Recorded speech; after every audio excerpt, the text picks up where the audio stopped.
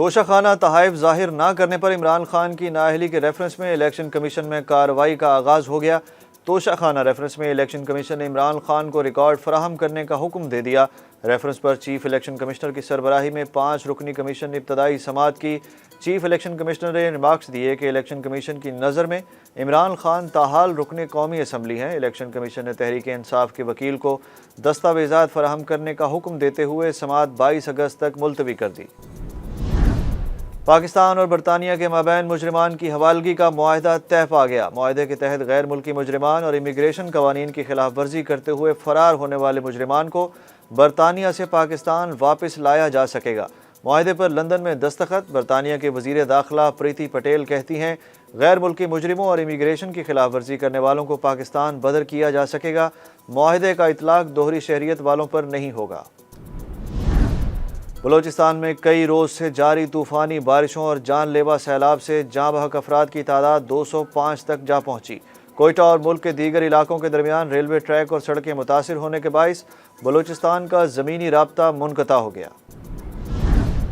سندھ میں شدید بارشوں کے باعث زندگی مفلوج، متعدد اضلاع ڈوب گئے۔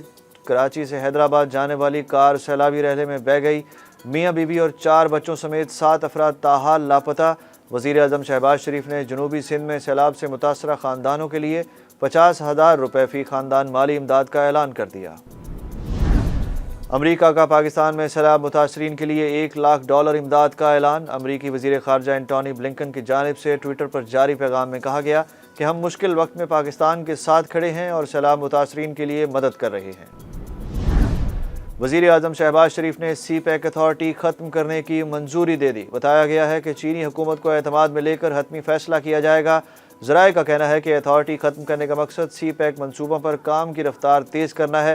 ذرائع نے بتایا کہ سی پیک اتھارٹی کی جگہ وزارت منصوبہ بندی میں سی پیک سیکریٹریٹ قائم کیا جائے گا۔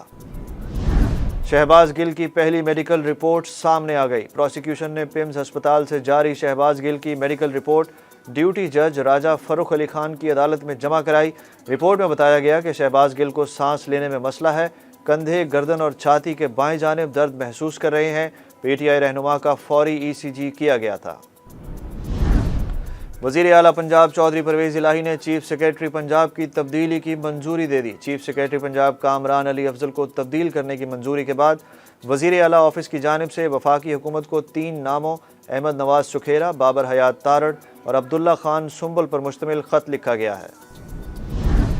قومی اسمبلی کے حلقہ این 157 ملتان میں ضمنی انتخاب سے قبل تبادلوں پر سیاسی رہنما آمنے سامنے۔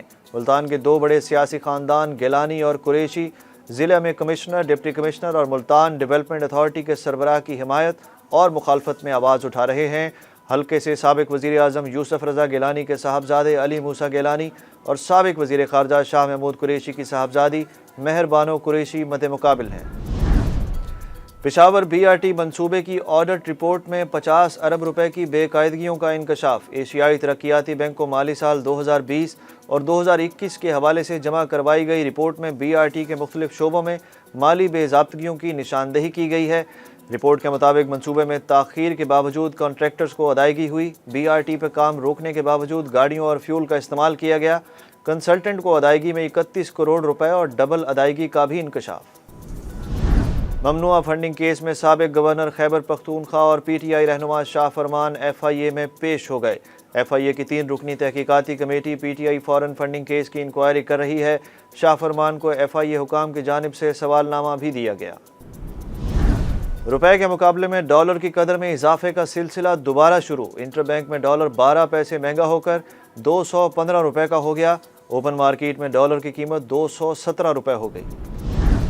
پاکستان اور نیدرلینڈز کے درمیان دوسرے ایک روزہ میچ میں نیدرلینڈ کا ٹاس جیت کر بیٹنگ کا فیصلہ۔ قومی کرکٹ ٹیم میں کوئی تبدیلی نہیں کی گئی، جبکہ ٹیم کی قیادت بابر اعظم کر رہے ہیں۔ نائب کپتان شاداب خان، امام الحق، فخر زمان، محمد رضوان اور سلمان علی آغا پلئنگ 11 میں شامل۔ پاکستانی ٹیم کو 3 میچز کی سیریز میں 1-0 کی برتری حاصل۔